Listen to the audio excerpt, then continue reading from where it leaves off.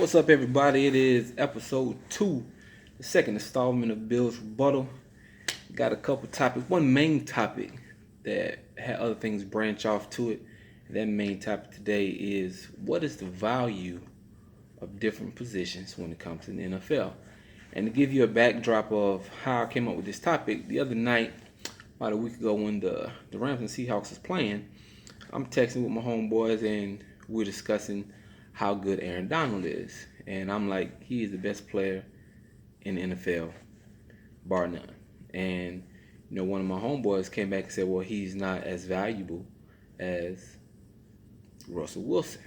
And that Russell Wilson was having more impact on that game as compared to what Aaron Donald was. Even though Aaron Donald was probably the most dominant guy, he wasn't as impactful as what Russell Wilson was that game. So we went back and forth, discussing what we thought and who we thought was more valuable and more impactful in these situations. And my main thing in that conversation was, value and impact are two different things. And if you want to try to say value is always related to impact, you can have a legitimate argument, but at the same time, if the people around you aren't doing their job, your value and your impact is potentially lessened on what you're doing. So, that night Aaron Donald was causing all kind of pressure. He was rushing up the field. He was wreaking havoc all across the field, but nobody around him on that defense for the Rams, and that was the only thing why Russell Wilson was running around making plays. He get flushed by Donald, step up and make a play, catching touchdown passes. And that's how people want to do value. And I don't know if I totally agree with that, because you can't have value with nobody around you. That's why the NFL and football in general is just the ultimate team sport. I can be as dominant as I want to be, but if the guys around me don't do their job, then how important am I? Like, what is my value? What's my impact? Same with everybody runs and says, well, the quarterback position is so important. He's this, that, blah, blah, blah. Why a quarterback? You can't go this far, but how good is a quarterback? A lot of people always say that's NRBR, which I totally disagree with. I don't think that's the reason, and that's the only key to success when it comes to playoffs, comes to wins, winning Super Bowls, any of that kind of stuff. I bet if you went and you looked over the last 20, 25 years and seen who won championships in the NFL, most of those years, the quarterback, you would not consider him an elite guy at that point in time. Not only that, he has to have help with the guys around him. In my opinion, the quarterback is the most dependent position in all of football. Well, some people are like, that's crazy. He can have impact no matter what. The receiver is more dependent on everyone around him. He has to have the quarterback throw the ball. He has to have the offensive line block for the quarterback. He has to have X, Y, and Z. Well, doesn't the quarterback have these same things? If no one blocks for the quarterback, if he throws it to people who are wide open, they drop the ball. If there's no running game, they can just drop 8 in the coverage. What is his impact?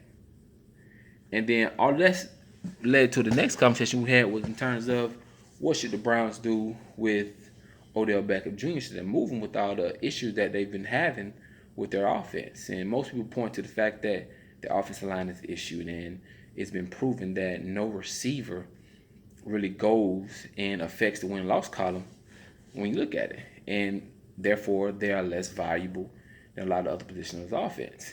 And then again, I'm like, I don't buy that either, because a receiver can dictate so much in terms of what a defense has to do.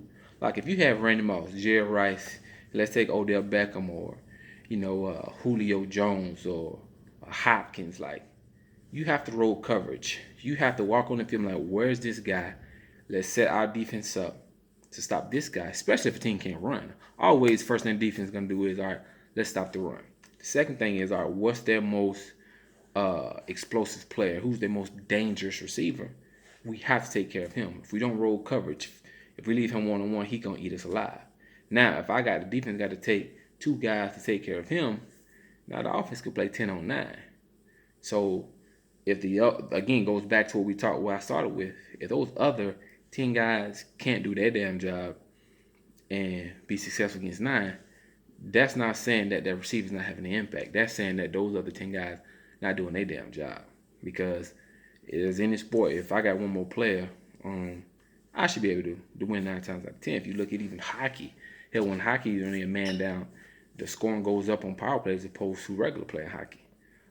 I'm not a big hockey guy, but I think I at least know that much about hockey. Think about you take basketball, you go on fast breaks. The percentages of scoring on fast break when it's a 2-on-1, 3-on-1, or 4-on-2, when the team with the ball has more players.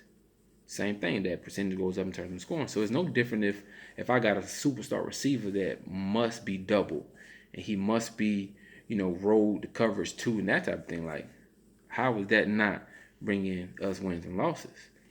If anything, if I got a guy out there who's demanding double teams and demanding attention, that means those other 10 guys ain't doing nothing. So that's not on him. That's on those other 10 guys.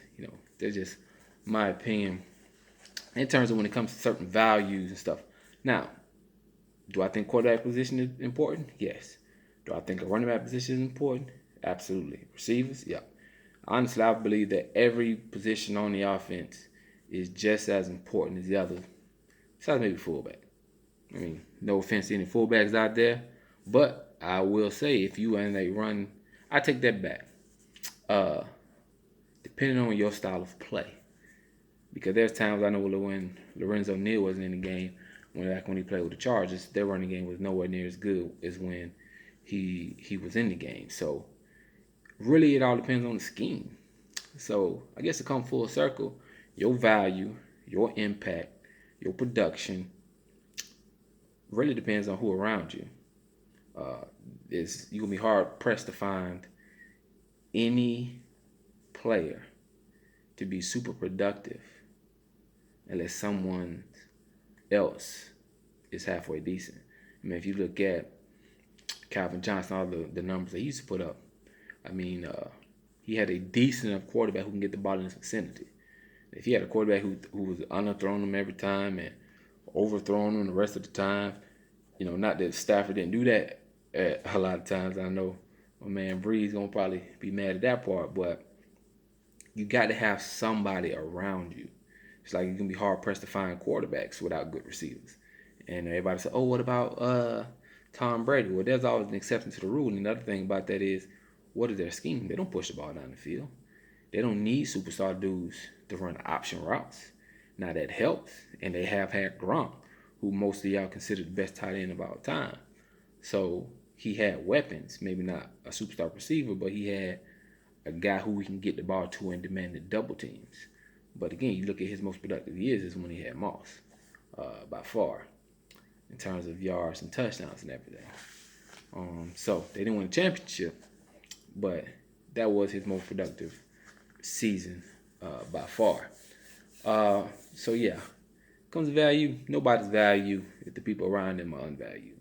I think that's pretty much how I feel about value and impact. Because again, I could be Aaron Donald, and if nobody else is getting any pressure, my pressure may become to a detriment of my defense as opposed to an asset. Same thing. I can be Deion Sanders, and I can cover the best receiver on another team and follow him all around the field and don't get no pass on. But if the corner on the other side of me is a bum, and those guys rushing the passer, they're bums, I can cover for 10 seconds. And if they ain't got to throw me, they can pick on that dude.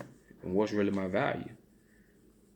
So, in conclusion to that topic, like value and impact really depends on who around you and what they doing. Because no one's going to do it alone. Same basketball. Basketball, one man can go out there and really go 1-on-5 half the damn time and lead the team to the playoffs. But in the ultimate team game of football, nah. Your value is always going to be tied to those other 10 guys on the field with you. All right, man, that's the show for today. That's all I got for you. Hit that subscribe button, hit the comments, tell the kid what you like, what you didn't like, and give me some ideas and topics you want to hear how I feel about. But, like, love, or hate my opinion, just know that I am